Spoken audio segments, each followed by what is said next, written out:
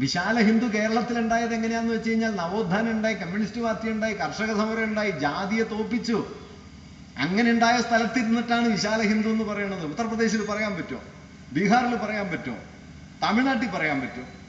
കർണാടകത്തിൽ മടയസ്നാനം എച്ചിലിട്ടിട്ട് എച്ചിലിൽ ഉരുണ്ടാൽ കീഴാളന് മോക്ഷം കിട്ടുന്ന ഇപ്പോഴും പറഞ്ഞുകൊണ്ടിരിക്കുന്ന, അതിനെതിരെ സമരം ചെയ്താൽ കേസെടുക്കുന്ന, ആളെ അറസ്റ്റ് ചെയ്ത് ജയിലിലടയ്ക്കുന്ന കർണാടകം എന്ത് വിശ്വഹിന്ദു? പറയാവുന്നതിൽ വെച്ച് ഏറ്റവും വലിയ നുണയുടെ പേരാണ് കേട്ടോ ഈ വിശാല ഹിന്ദു എന്നുള്ളത്. അത് വേറൊരു കഥ. അതുകൊണ്ട് ഗുരു ചെയ്യാൻ ശ്രമിച്ച കാര്യം തൻ്റെ മതം ശരിയെന്ന് വാദിക്കലല്ല. അങ്ങനെ ഒരു വാദം ഗുരുവിനില്ല. അതുകൊണ്ടാണ് ഇപ്പോ കേരളത്തിൽ കഴിഞ്ഞ ദിവസങ്ങളിൽ നടന്ന ചർച്ചയിൽ ധാരാളമായിട്ട് ഉന്നയിക്കപ്പെട്ട ഒരു വാദം ഗുരു ഹിന്ദു സന്യാസിയാണ്. എന്തുകൊണ്ട്? ഗുരു സ്ഥാപിച്ചതൊക്കെ ഹിന്ദു ക്ഷേത്രങ്ങളാണ്, ഹിന്ദു വിഗ്രഹങ്ങളാണ് പ്രതിഷ്ഠിച്ചത്. ശിവനെ, വിഷ്ണുവിനെ ഒക്കെ പ്രതിഷ്ഠിച്ചു. ഞാൻ അതിനെക്കുറിച്ചുകൂടി പറഞ്ഞിട്ട് ഗുരുവിൻ്റെ ദർശനത്തിലേക്ക് കുറച്ചുകൂടി അടുത്തു വരാം. ഗുരു എന്ത് പ്രതിഷ്ഠയാണ് നടത്തിയത്? പരിപുറത്ത് ശിവനെ പ്രതിഷ്ഠിച്ചു. എന്താണ് ശിവപ്രതിഷ്ഠയുടെ അർത്ഥം? ഗുരു ശിവനെ പ്രതിഷ്ഠിക്കുക വഴി ഞാൻ നേരത്തെ ഭക്തി പ്രസ്ഥാനം ചെയ്തു എന്ന് പറയുന്ന ഒരു വലിയ കാര്യമാണ് ചെയ്യുന്നത്.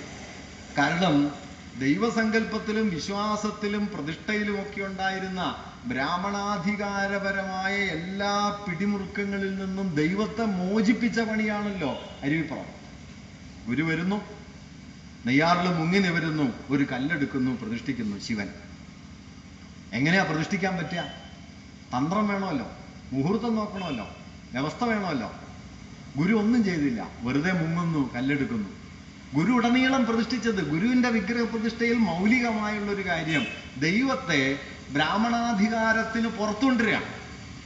ദൈവത്തെ ബ്രാഹ്മണാധികാരത്തിന് പുറത്തു കൊണ്ടുവന്ന് മുഴുവൻ മനുഷ്യരുടെയും ദൈവമായിട്ട് സങ്കല്പിക്കുന്നു, പ്രതിഷ്ഠിക്കുന്നു. അതുകൊണ്ടാണ് മണ്ണന്തലയിൽ പ്രതിഷ്ഠ കഴിഞ്ഞപ്പോൾ, തിരുവനന്തപുരത്തിനടുത്ത് പ്രതിഷ്ഠ കഴിഞ്ഞപ്പോൾ ഒരാൾ വന്ന് ഗുരുവിനോട് ചോദിച്ചു, ഏത് രാശിയിലാണ് മുഹൂർത്തം? ഗുരു ഒരു മുഹൂർത്തം നോക്കിയിട്ടില്ല. ഗുരു ചെല്ലുന്നു, പ്രതിഷ്ഠിക്കുന്നു. അപ്പൊ ചോദിച്ചു ഏത് രാശിയിലാണ്? അപ്പൊ ഗുരു പറഞ്ഞു അളന്നു നോക്കിക്കോളൂ എന്ന് പറഞ്ഞു. ഗുരുവിന്റെ രീതി അങ്ങനെയാണ് കേട്ടോ, തർക്കമൊന്നുമില്ല. ഇപ്പൊ ട്രെയിനിൽ യാത്ര ചെയ്യുമ്പോൾ ഒരാൾ ഗുരുവിനോട് ചോദിക്കുന്നുണ്ട് എന്താ പേര്? ഗുരു പറഞ്ഞു നാരായണൻ. എന്താ ജാതി? അപ്പൊ ഗുരു ചോദിച്ചു കണ്ടിട്ട് മനസ്സിലായില്ലേ? ഇല്ല, മനസ്സിലായില്ല. കണ്ടിട്ട് മനസ്സിലായില്ലെങ്കിൽ പിന്നെ കേട്ടാ എങ്ങനെ മനസ്സിലാവും? ആ ചോദ്യത്തിന്റെ അർത്ഥം ആ മൂപ്പർക്ക് മനസ്സിലാവണമെങ്കിൽ 2-3 പതിറ്റാണ്ട് കഴിയണം. കാരണം ഈ ചോദ്യം ചരിത്രത്തിൽ ഒരു വലിയ ചോദ്യമാണ്. കുമാരനാശാൻ പിന്നീട് ഒരിക്കൽ പറയുന്നുണ്ട്, ആര് നീയെന്ന് കേൾക്കേണ്ട, നേരു മെയ് തന്നെ ചൊല്ലിടും. ആര് നീയെന്ന് കേൾക്കേണ്ട, ഗ്രാമത്തിൻ പുറത്തിങ്ങ് വസിക്കുന്ന ചാമർനായകൻ തൻ്റെ കിടാത്തി ഞാൻ. ഒതിനാൻ ഭിക്ഷുവേറ്റം വിലക്ഷനായി ജാതി ചോദിക്കുന്നതില്ല ഞാൻ സോദരി. ആര് നീയെന്ന് ചൊല്ലേണ്ട, നേരു മെയ് തന്നെ ചൊല്ലിടും. ശരീരം കൊണ്ടറിയാൻ ജാതി, അതാണ്. അതുകൊണ്ടാണ് അത് ഗുരു പിന്നെ പറയുന്നുണ്ട്. ഞാൻ ഗുരുവിന്റെ ജാതി ദർശനം പറയുമ്പോൾ അത് പറയാം. ശരീരം കൊണ്ടറിയാം. മനുഷ്യാണാം മനുഷ്യത്വം ജാതിർഗോത്വം ഗവാം യഥ. മനുഷ്യന് മനുഷ്യത്വമാണ് ജാതി, പശുവിന് പശുത്വം പോലെ. എന്താണ് ജാതി? തമ്മിൽ ഇണചേർന്ന് അടുത്ത തലമുറയായി തീരുന്നത് എന്തോ അതൊരു ജാതി. അത്രേ ഉള്ളൂ. അതാണ്. നരജാതിയിൽ നിന്നല്ലോ പിറന്നിടുന്നു സന്തതി. നരജാതി അതോർക്കുമ്പോൾ ഒരു ജാതിയിലുള്ളതാ. മനുഷ്യർ തമ്മിൽ ഇണചേർന്ന് അടുത്ത തലമുറ ഉണ്ടാവുമല്ലോ, സന്തതി ജനിക്കുമല്ലോ. അങ്ങനെയാണെങ്കിൽ മനുഷ്യവംശം ഒരു ജാതി, പശുവിന് പശുത്വം പോലെ. പുണർന്ന് പെറുന്നതെല്ലാം ഒരു ജാതി. തമ്മിൽ ഇണചേർന്ന് അടുത്ത തലമുറയാകുന്നത് എന്തോ അതൊരു ജാതി. ഇങ്ങനെയാ ഒരു ജാതിയെ കണ്ടത്. അതുകൊണ്ടാണ് ഇത് പറഞ്ഞത്. കണ്ടിട്ട് മനസ്സിലായില്ലേ? കണ്ടിട്ട് മനസ്സിലായില്ലേ പിന്നെ കേട്ടാ മനസ്സിലാവില്ലല്ലോ എന്ന്. മണ്ണന്തലയിൽ വെച്ച് ചോദിച്ചത് ഇങ്ങനെയാണ്, ഏതാ മുഹൂർത്തം? അപ്പൊ അളന്നു നോക്കിക്കോളൂ എന്ന് പറഞ്ഞു. അപ്പൊ അയാൾക്ക് മനസ്സിലായില്ല, എന്താ അങ്ങനെ പറയുന്നതെന്ന് ചോദിച്ചു. അപ്പൊ ഗുരു പറഞ്ഞു, അല്ല കുഞ്ഞ് ജനിച്ചിട്ടാണല്ലോ ജാതകം നോക്കുക, ഇപ്പൊ പ്രതിഷ്ഠയൊക്കെ കഴിഞ്ഞു, ഇനി മുഹൂർത്തം തീരുമാനിച്ചോളൂ എന്ന്. ഇങ്ങനെ നേരിട്ടതാണ് ഗുരു. ഈ കൊണ്ടു നടക്കുന്ന മുഹൂർത്തവും പാരമ്പര്യവും യജ്ഞവും തന്ത്രവിധികളും ഒക്കെ പുല്ലുപോലെ മാറ്റിവെച്ചിട്ട് ഗുരു ദൈവത്തെ മോചിപ്പിക്കുകയാണ് ചെയ്തത്. ഈ വിമോചനമാണ് ഗുരുവിന്റെ പ്രതിഷ്ഠ. അത് തന്നെ ഒരു ഘട്ടം കഴിഞ്ഞപ്പോൾ ഗുരു നിർത്തിയല്ലോ. ഗുരു പ്രതിഷ്ഠിച്ച് മുരുക്കുമ്പോഴെത്തി കാരമുക്കിൽ അദ്ദേഹം ഒരു വിളക്ക് കൊളുത്തി വെച്ചു, കടാവിളക്ക്.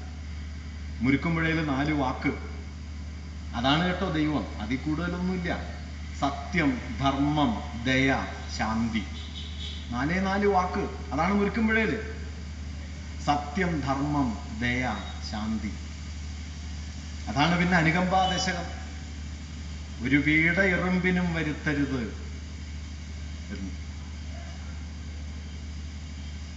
ഉല്ലലയില് അളവങ്കോട് കണ്ണാടിയാ. കണ്ണാടിയിൽ നോക്കിയാൽ നിങ്ങളെ കാണും. അതിൽ കാണണം ദൈവത്തെ, അതിനപ്പുറമൊന്നുമില്ല. തത്വമസി എന്ന് പറയും. ശബരിമലയിൽ പോയാൽ ഇത് കാണാം. തത്വമസി എന്താന്ന് അർത്ഥം അറിയാതെ പ്രാർത്ഥിച്ച് തിരിച്ചു പോരും. തത്വമസി, അത് നീയാകുന്നു. ചാന്തോക്യത്തിലൊരു മഹാവാക്യാണ്. ചേതകേതു എന്ന് പറയുന്ന ബാലൻ വിദ്യാഭ്യാസമൊക്കെ കഴിഞ്ഞ് മടങ്ങി വരുന്നു. അപ്പൊ അച്ഛൻ ഉദ്ദാലക മഹർഷി ചേതകേതുവിനോട് ചോദിക്കും, എല്ലാം പഠിച്ചോ? എല്ലാം പഠിച്ചു. എന്നാൽ ഞാനൊരു കാര്യം ചോദിക്കാം, ഏതൊന്നിനെ കുറിച്ച് അറിഞ്ഞാലാണോ പിന്നെ യാതൊന്നിനെ കുറിച്ചും അറിയേണ്ടതായിട്ടില്ലാത്തത്? അതേതാണ്? അതാണ് ചോദ്യം. ഏതൊന്നിനെ കുറിച്ച് അറിഞ്ഞാലാണോ പിന്നെ യാതൊന്നിനെ കുറിച്ചും അറിയേണ്ടതായിട്ടില്ലാത്തത്? അതേതാണ്? ഇപ്പൊ മകൻ അറിഞ്ഞൂടാ. മകൻ അച്ഛനോട് പറയും, എന്നെ ശിഷ്യനായിട്ട് സ്വീകരിക്കണം എന്നത്.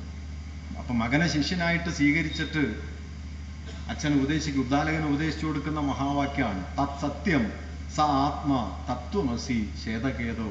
അത് സത്യമാണ്, അത് ആത്മാവാണ്. ചേതകേതു, അത് നീയാണ്.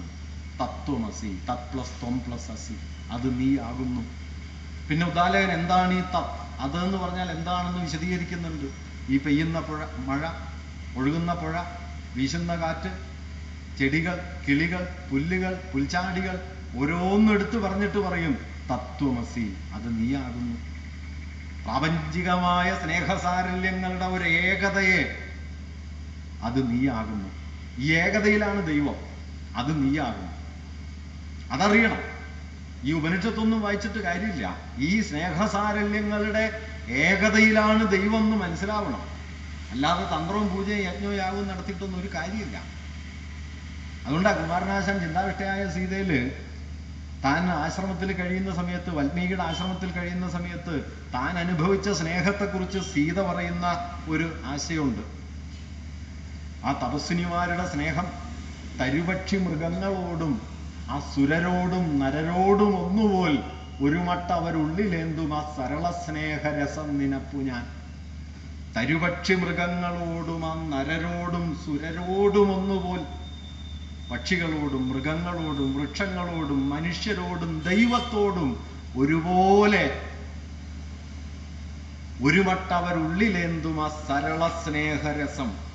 ആ സരള സ്നേഹരസത്തെയാണ് ഗുരു ദൈവമായി കണ്ടത്. അതിക്കുറഞ്ഞൊന്നുമല്ല. അതിക്കുറഞ്ഞ് എന്തായി സങ്കല്പിച്ചാലും ഗുരുവിന്റെ ദൈവമല്ല. അതിക്കുറഞ്ഞ യാതൊന്നുമല്ല. അതുകൊണ്ടാണ് സത്യം, ധർമ്മം, ദയ, സ്നേഹം എന്നെഴുതിയത്. ഉല്ലലയിൽ കണ്ണാടി പ്രതിഷ്ഠിച്ചത്. കണ്ണാടി ഉല്ലലയിൽ ചെല്ലുമ്പോൾ ശിവനെ പ്രതിഷ്ഠിക്കണോ വിഷ്ണുവിനെ പ്രതിഷ്ഠിക്കണോ ഭയങ്കര തർക്കമാണ്. അപ്പൊ ഗുരു പറഞ്ഞു, ഒരു വലിയ കണ്ണാടി കിട്ടുമെന്ന് ചോദിച്ചു. കണ്ണാടി കൊണ്ടുവരാൻ പറഞ്ഞു. കണ്ണാടി കൊണ്ടുവന്നു. ഓം എന്ന് എഴുതി കൊണ്ടുവരാൻ പറഞ്ഞു. എഴുതി കൊണ്ടുവന്നപ്പോൾ ഓം എന്നുള്ളതിലെ ദീർഘം എഴുതാൻ വിട്ടുപോയി. ഓം എന്ന് ചുരുങ്ങിപ്പോയി. ഗുരു പറഞ്ഞു അതായാലും മതിയെന്ന് പോയി. ആ കണ്ണാടിയാ പ്രതിഷ്ഠിച്ചേ. കാരണം ദൈവം എന്ന് പറയുന്നത് ഇങ്ങനെ ഒരു സാധനം.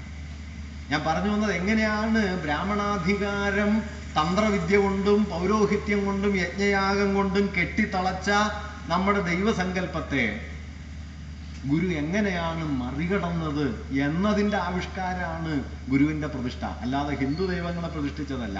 അവസാനം 920 ഗുരു പറയുണ്ടായി, ഇനി ദേവാലയങ്ങൾ സ്ഥാപിക്കരുത്. ഇതൊക്കെ ഓർത്തു വെക്കേണ്ട പ്രഖ്യാപനങ്ങളാണ് കേട്ടോ. ഇനി ദേവാലയങ്ങൾ സ്ഥാപിക്കരുത്, ഇത് പണച്ചെലവാണ്, ധൂർത്താണ്. പിന്നെ അദ്ദേഹം പറഞ്ഞു ഇനി വിദ്യാലയങ്ങളാണ് വേണ്ടത്. അവസാനത്തെ വാചകം, ദേവാലയങ്ങൾ ജാതി വ്യത്യാസം ഇല്ലാതാക്കും എന്ന് നാം ധരിച്ചിരുന്നു, എന്നാൽ ദേവാലയങ്ങൾ ജാതി വ്യത്യാസം വർദ്ധിപ്പിക്കുന്നു. അതുകൊണ്ട് ഇനി വിദ്യാലയങ്ങൾ മതി. അതുകൊണ്ട് ഗുരുവിന്റെ പ്രതിഷ്ഠ കൊണ്ട്, ഗുരു വിഗ്രഹ പ്രതിഷ്ഠ വഴി ഹിന്ദു ദൈവങ്ങളെ പ്രതിഷ്ഠിച്ച ഒരു ഹിന്ദു സന്യാസിയാണ് എന്നൊന്നും വാദിക്കുന്നത് ഗുരുവിനോട് ചേർന്ന് പോകുന്ന കാര്യമല്ല. ഗുരു ദൈവങ്ങളെയും ഈ ആചാരങ്ങളെയും ഇല്ലാതാക്കിക്കൊണ്ടാണ് തൻ്റെ പ്രതിഷ്ഠകളെ മുമ്പോട്ട് കൊണ്ടുപോയത് എന്ന് ഓർമ്മിക്കാവുന്നതാണ്. ഇങ്ങനെ നാനാവിധത്തിൽ നിലനിന്ന ബ്രാഹ്മണ മതത്തിൽ നിന്ന് ഏകമാനമായ ഒരു, ഞാൻ നേരത്തെ പറഞ്ഞ സരള സ്നേഹരസത്തിന്റെ സാർവലൗകികമായ ഒരു അനുഭൂതിയായി ദൈവത്തെ മാറ്റാൻ പറ്റുമോ? ആ ദൈവാനുഭവത്തെ അറിയാനുള്ള വഴിയായി മതത്തെ കാണാൻ കഴിയുമോ? ഇതാണ് ഗുരു കൊണ്ട്. അതുകൊണ്ട് അദ്ദേഹം ആത്മോപദേശ ശതകത്തിൽ, ഗുരുവിന്റെ ഏറ്റവും പ്രധാനപ്പെട്ട കൃതിയാണ്, അദ്ദേഹം ദൈവം, മതം ഇതിനെക്കുറിച്ചൊക്കെ വിശദീകരിക്കുന്നുണ്ട്. ഞാൻ കുറച്ച് കാര്യങ്ങൾ അതിൻ്റെ ഉള്ളിൽ നിന്ന് പറയാം. കാരണം നമ്മൾ ഈ പറയുന്നത് ഗുരുവിനെ കുറിച്ച് പുറത്തു നിന്നുള്ളൊരു തത്വവിചാരമല്ല, ഗുരുവിനുള്ളിൽ നിന്ന് ഗുരുദർശനത്തിന്റെ കാതൽ എന്തെന്ന് അറിഞ്ഞുകൊണ്ട് തന്നെയുള്ള തത്വവിചാരമാകേണ്ടതുണ്ട്. അതുകൊണ്ട് ഗുരു ആത്മോപദേശ ശതകത്തിലെ വളരെ പ്രസിദ്ധമായ ചില ശ്ലോകങ്ങൾ, അതിലെ 44 മുതലുള്ള 5 ശ്ലോകങ്ങളിൽ തൻ്റെ മതദർശനം വിശദീകരിച്ചു. അതിൽ അദ്ദേഹം പറഞ്ഞു, പല മതസാരവുമേകമെന്ന് പാരാതുലകിൽ ഒരാനയിൽ അന്ധരെന്ന പോലെ പലവിധ യുക്തി പറഞ്ഞ് പാമരന്മാർ അലവത് കണ്ടലയാതമർന്നിടയണം. മതം ഒന്നേ ഉള്ളൂ, എല്ലാ മതങ്ങളുടെയും സാരം ഒന്ന് തന്നെയാണ്. ഇതറിയാതെ പലതരം യുക്തികൾ പറഞ്ഞു നടക്കുന്നവരെ ഗുരു വിളിച്ച വാക്കാണ് പാമരന്മാർ. ആ പാമരത്വത്തിന്റെ പേരാണ് ഇന്ന് മതവാദമായി നാം കേൾക്കുന്നതെല്ലാം. പലവിധ യുക്തി പറഞ്ഞ് പാമരന്മാർ അലവത് കണ്ടലയാതമർന്നിടയണം. പൊരുതി ജയിപ്പത് അസാധ്യം. ഒരു മതത്തിനും ജയിക്കാൻ പറ്റില്ല. അതുകൊണ്ടാണ് പരമത ഖണ്ഡന ഇല്ല. മറ്റു മതം തെറ്റാണ്, അതിൻ്റെ യുക്തി തെറ്റാണ്, ഗുരു ഒരിക്കലും പറഞ്ഞിട്ടില്ല. ഏത് മതവും ശരിയാകാം. പൊരുതി ജയിപ്പത് അസാധ്യം, ഒന്നിനോടും ഒരു മതവും പൊരുതാൽ ഒടുങ്ങുകയില്ല. നിങ്ങൾക്ക് ഏതെങ്കിലും ഒരു മതത്തെ തർക്കിച്ചില്ലാണ്ടാക്കാൻ പറ്റില്ല. അതുകൊണ്ടാണ് അദ്വൈതാശ്രമത്തിൽ ആദ്യ പ്രസ്താവന സർവമത സമ്മേളനത്തിൽ വാദിക്കാനും ജയിക്കാനുമല്ല, അറിയാനും അറിയിക്കാനും. പൊരുത് ജയിപ്പത് അസാധ്യം, ഒരു മതവും ഒന്നിനോടൊന്നു പൊരുതാൽ ഒടുങ്ങുകയില്ല. പരമതവാദി ഇതോർത്തിടാതെ പാഴെ പൊരുതു പറഞ്ഞ് പൊലിഞ്ഞിടുമെന്ന ബുദ്ധി വേണം. പരമതവാദികൾ, അന്യമതം തെറ്റെന്ന് പറഞ്ഞ് നടക്കുന്നവർ ഇത് മനസ്സിലാക്കാതെ തമ്മിൽ പോരടിച്ച് മരിക്കും എന്ന് നിങ്ങൾ മനസ്സിലാക്കണം. അവസാനം അദ്ദേഹം പറയും, എന്താണ് മതം? അഖിലരും ആത്മസുഖത്തിനായി പ്രയത്നം സകലവുമിങ്ങനെ സദാവി ചെയ്തിടുന്നു. ജഗതിയിൽ ഇമ്മതമേകം. എന്താണ്? മോക്ഷമെന്ന ഒരു വലിയ ലക്ഷ്യത്തെ മുൻനിർത്തി ആത്മസുഖം, മോക്ഷം, അവനവൻ്റെ സുഖം എന്നുള്ള അർത്ഥമല്ല കേട്ടോ, മോക്ഷം, ആത്മസുഖം എന്ന വലിയ ലക്ഷ്യത്തെ മുൻനിർത്തി അഖിലരും ആത്മസുഖത്തിനായി പ്രയത്നം സകലവും ഇങ്ങനെ സദാവി ചെയ്തിടുന്നു. ജഗതിയിൽ ഇമ്മതമേകം എന്ന് ചിന്തിച്ച് അകമലയാതെ അമർന്നിടേണം. കളങ്കപ്പെടാതെ മനസ്സ് ശാന്തമായി മതം ഒന്നേ ഉള്ളൂ എന്ന് മനസ്സിലാക്കണം. ആത്മസുഖം. ഇങ്ങനെ പറഞ്ഞതിന് ശേഷം ഒരുപക്ഷെ ഗുരുവിൻ്റെ ചിന്തയുടെ ചരിത്രത്തിലെ ഏറ്റവും മൗലികമായ വിച്ഛേദം, തത്വചിന്താപരമായും ദൈവദർശനപരമായുമുള്ള മഹാവിച്ഛേദം ഗുരു ആത്മോപദേശ ശതകത്തിൽ മറ്റൊരു ഭാഗത്ത് അവതരിപ്പിക്കുന്നുണ്ട്. എങ്ങനെയാണ് നിങ്ങൾക്ക് ആത്മസുഖം കൈവരിക? എന്താണ് മനുഷ്യന്റെ ദൈവാന്വേഷണത്തിന്റെ ശരിയായ വഴി? അദ്ദേഹത്തിന്റെ പ്രസിദ്ധമായ ശ്ലോകം ഉണ്ടല്ലോ, അവനിവൻ എന്നറിയുന്നതൊക്കെ ഓർത്താൽ അവനിയിൽ ആദിമമായുള്ള ഒരാത്മരൂപം. അവനവൻ ആത്മസുഖത്തിനാചരിക്കുന്നത് അപരന്റെ പ്രിയത്തിനായി വരണം. നിങ്ങൾ ആത്മസുഖത്തിനായിട്ടാണ്, അഖിലരും ആത്മസുഖത്തിനായി പ്രയത്നം സകലവും ഇങ്ങനെ സദാവി ചെയ്തിടുന്നു. ജഗതിയിൽ ഇമ്മതമേകം. ആത്മസുഖമാണ്, അതാണ് മോക്ഷം, അതാണ് ദൈവം. പക്ഷെ ആ ദൈവം അവനവൻ ആത്മസുഖത്തിനാചരിക്കുന്നത് അപരന്റെ ഗുണത്തിനായി വരണം. ആത്മോപദേശ ശതകത്തിന്റെ കാതലായ വാക്ക് ഏതെന്ന് ചോദിച്ചാൽ ഒറ്റ വാക്കിൽ ഉത്തരം പറയാം, അപരം എന്നാണ്. ഈ ചെറിയൊരു കാര്യമല്ല, മോക്ഷമെന്ന് പറയുന്നത് നിങ്ങളുടെ ആത്മാവും പ്രപഞ്ചവ്യാപിയായ ബ്രഹ്മചൈതന്യവും തമ്മിൽ ലയിക്കലാണ് എന്ന് സങ്കല്പിച്ചിരുന്ന ഒരു കാലത്താണ് ഗുരു വന്ന് പറഞ്ഞത്, ആത്മം ബ്രഹ്മത്തോടല്ല, ആത്മം അപരത്തോടാണ്. അപരം പുറത്താണ്. അപരം എന്നെ പോലുള്ള വെർട്ടിക്കലായ ലംബമാനമായ ഒരു മോക്ഷസങ്കല്പത്തെ തിരശ്ചീനമായി സാമൂഹികമായി പ്രകൃതിയിലേക്ക് ചുറ്റുമുള്ള മുഴുവൻ മനുഷ്യരിലേക്കും തുറന്നുകൊണ്ട് അധ്യാത്മവിദ്യയെ തന്നെ, ദൈവബോധത്തെ തന്നെ സാമൂഹികമാക്കി മാറ്റിക്കൊണ്ടാണ് ഗുരു പറഞ്ഞത്, അവനവൻ ആത്മസുഖത്തിനാചരിക്കുന്നത് അപരന്റെ ഗുണത്തിനായി വരണം. അതിനു മുമ്പ് ഗുരു പറയുന്നുണ്ട്, മനുഷ്യർക്കൊരൊറ്റ താല്പര്യമേ ഒരേ ഒരു താല്പര്യമാണ്, അതാണ് മോക്ഷം. ദൈവം അതൊരു തരമാണ്. പക്ഷെ നമ്മളിത് പലതരമാണ് എന്ന് പറഞ്ഞുകൊണ്ടിരിക്കും. അദ്ദേഹം പറയുന്ന ശ്ലോകം ഗംഭീരായ ശ്ലോകമാണ്. പ്രിയമൊരു ജാതി. മനുഷ്യരുടെ പ്രിയങ്ങളൊക്കെ ഒരേ തരമാണ്. പക്ഷെ ഇതൻ പ്രിയം, ത്വദീയ പ്രിയം, അപരപ്രിയം എന്നനേകമായി പ്രിയ വിഷയം പ്രതി വന്നിടും ഭ്രമം.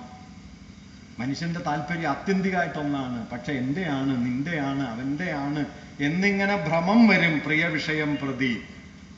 തൻ പ്രിയം അപരപ്രിയമായി തീർന്നിടേണം. എപ്പോഴാണ് നിങ്ങൾ ശരിയാകുന്നത്? തൻ പ്രിയം അപരപ്രിയമായി തീരണം. ഞാനൊരു വാക്യം നിങ്ങൾ ഓർമ്മിക്കാം കേട്ടോ. മറ്റുള്ളവർ നിങ്ങളോട് എങ്ങനെ പെരുമാറാൻ ആഗ്രഹിക്കുന്നോ അതുപോലെ നിങ്ങൾ അവരോട് പെരുമാറുക. ക്രിസ്തുമതം തൻ പ്രിയം അപരപ്രിയമായി വന്നിടേണം. ഗുരു പിന്നെയും പറയും, പ്രിയം അപരപ്രിയം അതൻ പ്രിയം. അപരന്റെ പ്രിയാണ് എൻ്റെ പ്രിയം. സ്വകീയ പ്രിയം അപരപ്രിയം, എൻ്റെ പ്രിയം മറ്റുള്ളവരുടേതുമാണ്. ഇപ്രകാരമാകും നയം.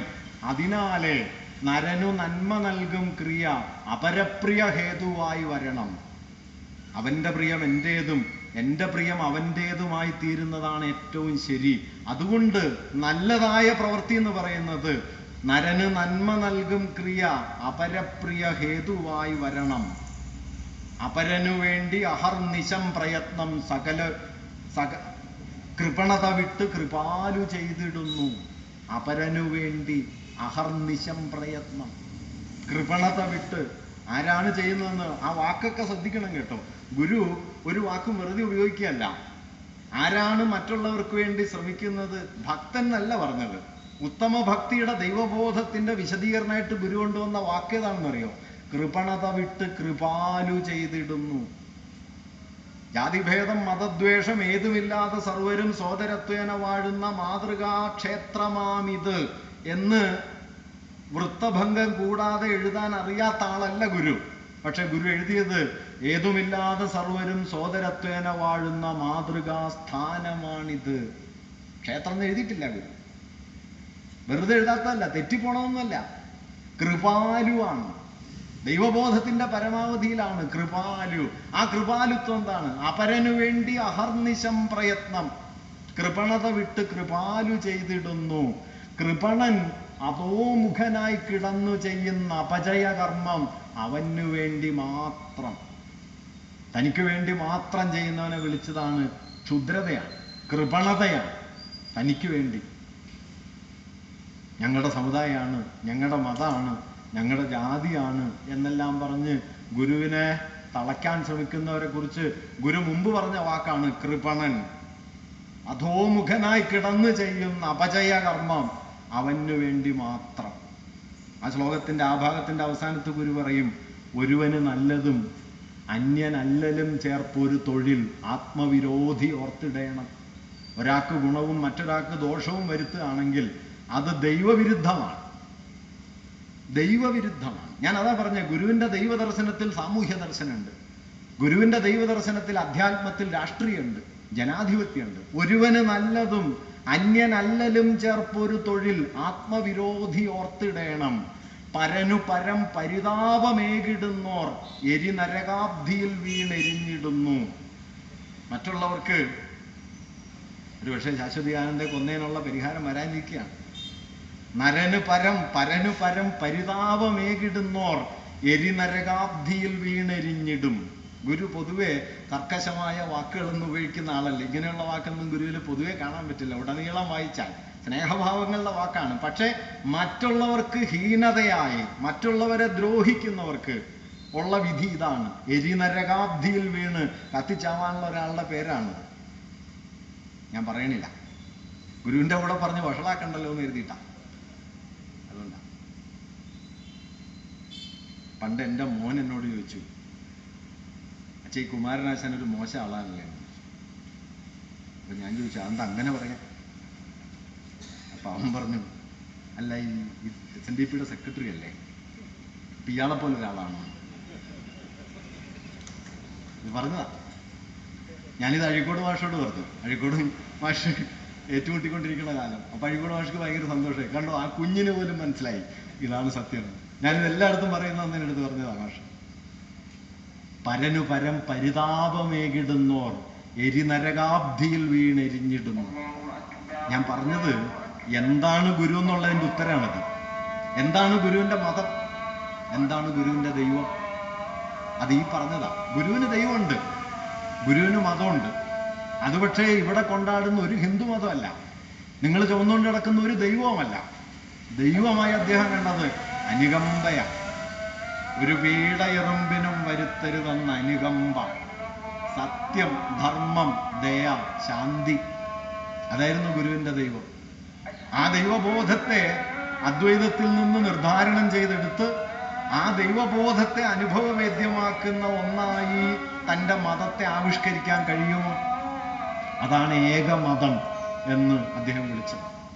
ആത്മസുഖം, ഏകമതം. അതുകൊണ്ട് ഗുരുവിന് മതവും ദൈവം ഉണ്ടെന്ന് പറഞ്ഞിട്ട്, അത് അദ്വൈതത്തിൽ നിന്ന് പുറപ്പെട്ടതാണെന്ന് പറഞ്ഞിട്ട്, അത് ഹിന്ദുമതമാണ്, അദ്ദേഹം ഹിന്ദുമത സന്യാസിയാണ് എന്നൊക്കെ വാദിക്കാൻ ശ്രമിക്കുന്നത് ഗുരുവിനെ ഏതെങ്കിലും തരത്തിൽ മനസ്സിലാക്കാത്തത് കൊണ്ടോ, മനസ്സിലാക്കിയിട്ടും വർഗീയതയുടെ ആയുധമാക്കി ഗുരുവിനെ മാറ്റണം എന്ന് കരുതുന്നത് കൊണ്ടോ മാത്രമാണ്. ഗുരു ഹിന്ദുമത സന്യാസി അല്ല, ഗുരുവിൻ്റെ മതം ഹിന്ദുമതവും അല്ല. ഒരു കാര്യം കൂടി പറഞ്ഞ് ഞാൻ അവസാനിപ്പിക്കാം. എന്തായിരുന്നു ജാതി? ഞാൻ നേരത്തെ പറഞ്ഞല്ലോ, ജാതി ഗുരുവിനെ സംബന്ധിച്ച് ശരീരമാണ്. അതിലും വലിയ ചരിത്രപരമായ അർത്ഥമുണ്ട് കേട്ടോ. കാരണം ഇന്ത്യയിൽ ജാതി പ്രവർത്തിച്ചത് ഒരാശയായിട്ടല്ല, ശരീരമായിട്ടാണ്. എങ്ങനെയാണ് നമ്മൾ ജാതി അറിഞ്ഞത്? ജാതിയെ ഇന്ത്യക്കാർ അറിഞ്ഞത് തങ്ങളുടെ ശരീരമായിട്ടാണ്. തൊട്ടുകൂടാ, തീണ്ടിക്കൂടാത്തവർ, ദൃഷ്ടിയിൽപ്പെട്ടാൽ ദോഷമുള്ളവർ, അങ്ങനെ തൊട്ടുകൂടാത്ത, തീണ്ടിക്കൂടാത്ത, ദൃഷ്ടിയിൽപ്പെട്ടാൽ ദോഷമുള്ള മനുഷ്യ ശരീരങ്ങളായിട്ടാണ് ജാതി പ്രവർത്തിച്ചത്. സഞ്ചരിക്കുന്ന പട്ടടയാണ് ചണ്ടാളൻ എന്ന് സങ്കല്പിച്ചതാണ് ജാതി വ്യവസ്ഥ. അതുകൊണ്ട് ജാതി ശരീരമായിട്ടാണ് നിലനിൽക്കുന്നത് എന്ന ഇന്ത്യൻ ജാതി വ്യവസ്ഥയുടെ സാമൂഹികവും ചരിത്രപരവുമായ ഉള്ളടക്കത്തെ അത്യന്തം ആഴത്തിൽ തിരിച്ചറിഞ്ഞതുകൊണ്ടാണ് ഗുരു ജാതിയെ ലംഘിക്കാനായി ശരീരത്തിലേക്ക് നിരന്തരം വന്നത്. ഗുരു ജാതി ഒന്നാന്ന് പറയാൻ ഒരു ദൈവ സിദ്ധാന്തവും പറഞ്ഞിട്ടില്ല, ഒരു തത്വദർശനവും പറഞ്ഞിട്ടില്ല. ജാതി ഒന്നേ ഉള്ളൂ. എന്തുകൊണ്ട്? ശരീരം ഒന്നേ ഉള്ളൂ. മനുഷ്യാണാം മനുഷ്യത്വം ജാതൃഗോത്രം ഗവാം യഥാ ന ബ്രാഹ്മണാതിരസൈവം ഹാ തത്വം വ്യതിഗോപിന. ഒരു ജാതി, ഒരു മതം, ഒരു ദൈവം മനുഷ്യന്. കേരളത്തിന്റെ അധ്യാത്മ വിപ്ലവത്തിന്റെ, ആധുനിക വിപ്ലവത്തിന്റെ ആധാരമായി തീർന്ന ഈ ശ്ലോകത്തിന്റെ അടുത്ത വരി നിങ്ങൾ ശ്രദ്ധിക്കണം കേട്ടോ. ഒരു ജാതി, ഒരു മതം, ഒരു ദൈവം മനുഷ്യന്, ഒരു യോനി, ഒരാകാരം, ഒരു ഭേദവുമില്ലതിൽ.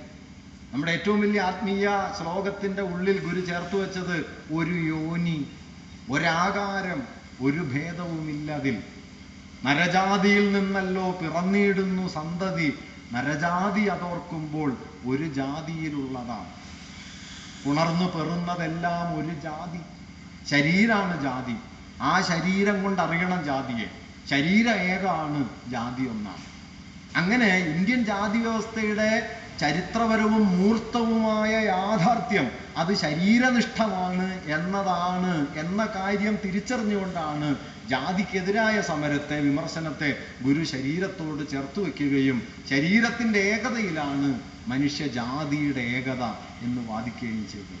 അങ്ങനെ മൂർത്തമായ ശരീരം കൊണ്ട് ജാതിയെ ഒന്നായി സങ്കല്പിച്ച്, അദ്വൈതാത്മകമായ ഏകഭാവന കൊണ്ട് മതത്തെ ഒന്നായി സങ്കല്പിച്ച്, ആ മതം ലക്ഷ്യം വയ്ക്കുന്ന ദൈവസങ്കല്പം പ്രപഞ്ചവ്യാപിയും സാർവത്രികവുമായ സരള സ്നേഹരസമാണ് എന്ന് സങ്കല്പിച്ച് ആ സ്നേഹാനുഭവത്തിന്റെ ആവിഷ്കാരമായി അനുകമ്പയെ കണ്ടിട്ടാണ് ഗുരു തൻ്റെ ദൈവത്തെ ആവിഷ്കരിച്ചത്.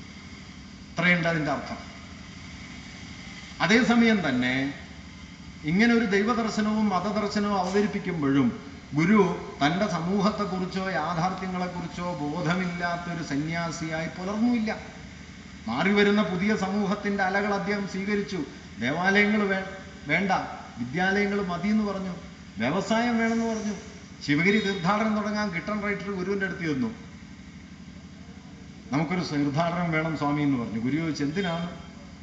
നമ്മുടെ എല്ലാ ആളുകൾക്കും ഒത്തുകൂടാനൊരു സ്ഥലവും സന്ദർഭവും വേണം. ഗുരു ശരിയെന്ന് പറഞ്ഞു.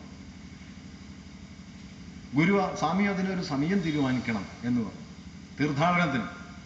ഗുരു ഉടനെ പറഞ്ഞ ഉത്തരം, ജനുവരി 1-ാം തീയതി ആയിക്കോട്ടെ, യൂറോപ്യന്മാരുടെ ആണ്ട് ഉറപ്പല്ലേ. നോക്കൂ, വലിയൊരു ആധ്യാത്മിക തീർത്ഥാടനമായിട്ട് എന്നതാണ്.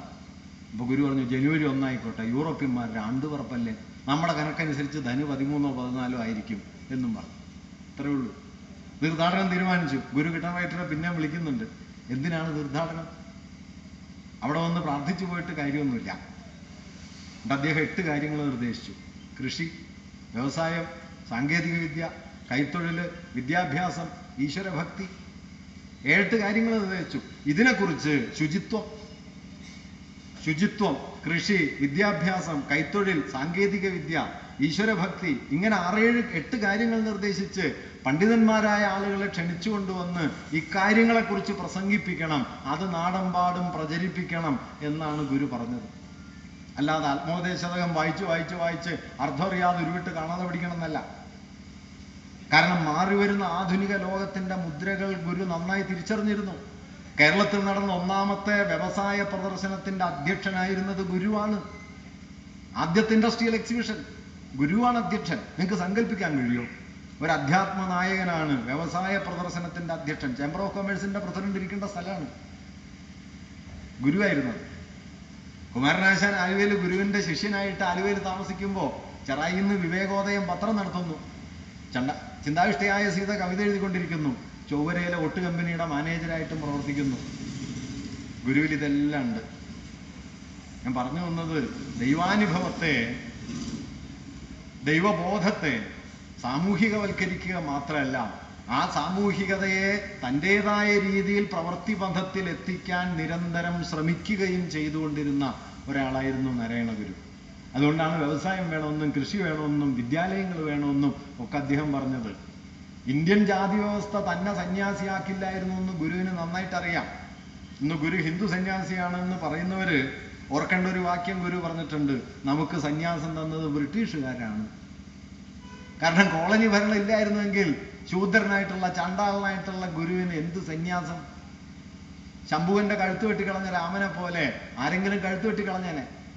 അതുകൊണ്ട് സന്യാസം ബ്രിട്ടീഷുകാർ തന്നതാണ് എന്ന് ഗുരു പറയുന്നുണ്ട്. അതിൻ്റെ അർത്ഥം ഗുരു പാശ്ചാത്യവാദിയായി എന്നൊന്നുമല്ല, മറിച്ച് ഇന്ത്യൻ സാമൂഹിക യാഥാർത്ഥ്യത്തിന്റെ സൂക്ഷ്മ വിശദാംശങ്ങൾ ഗുരു തിരിച്ചറിയുകയും അതിനോട് പ്രതികരിക്കുകയും ചെയ്തിരുന്നു. ശൈവ പാരമ്പര്യം, സിദ്ധ പാരമ്പര്യം, അദ്വൈതം, ആധുനികത, ഇംഗ്ലീഷ് വിദ്യാഭ്യാസം, കോളനി ഭരണം, ഇതൊക്കെ കൊണ്ടുവന്ന പ്രഭാവങ്ങളെ ഗുരു സ്വാംശീകരിക്കുന്നുണ്ട്, തൻ്റെതാക്കി മാറ്റുന്നുണ്ട്. അങ്ങനെ മാറ്റിക്കൊണ്ട് ജനായത്തപരമായ, നൈതികമായ, സ്നേഹപൂർണമായ, അനുകമ്പാ നിർഭരമായ ഒരു സമൂഹമായി, ആത്യന്തികമായി ഞാൻ ഒറ്റ വാക്കിൽ പറയാം, നീതിയുള്ളൊരു സമൂഹമായി, നീതിനിഷ്ഠമായൊരു സമൂഹമായി കേരളത്തെ മാറ്റുക എന്നുള്ള അതിവിപുലമായ ഒരു ദർശനമായിരുന്നു ഒരുപക്ഷെ ഗുരുവിൻ്റേത്.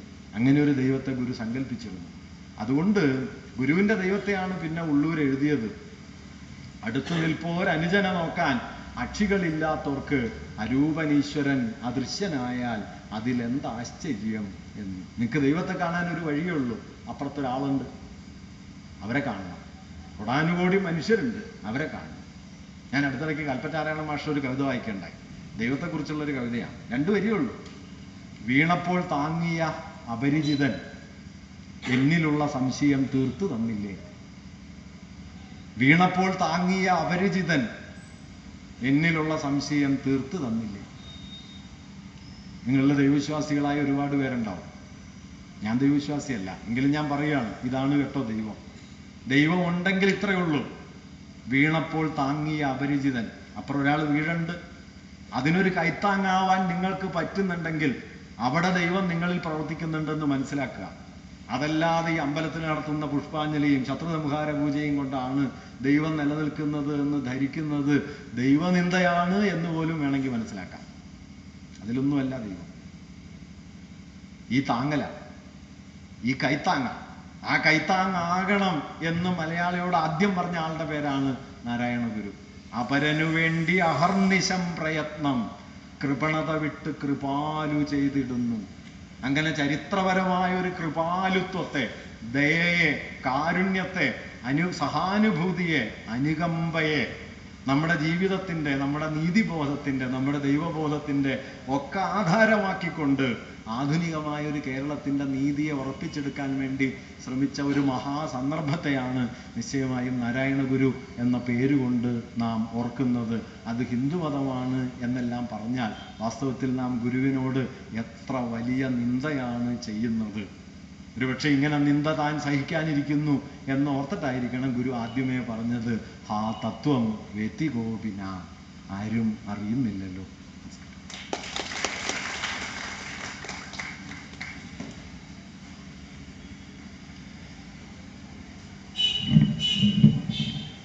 ദിവസമായി ഇവിടെ നടന്നു വരുന്ന പ്രഭാഷണ പരമ്പര അവസാനിക്കുകയാണ്. നന്ദി പ്രകാശിപ്പിക്കും.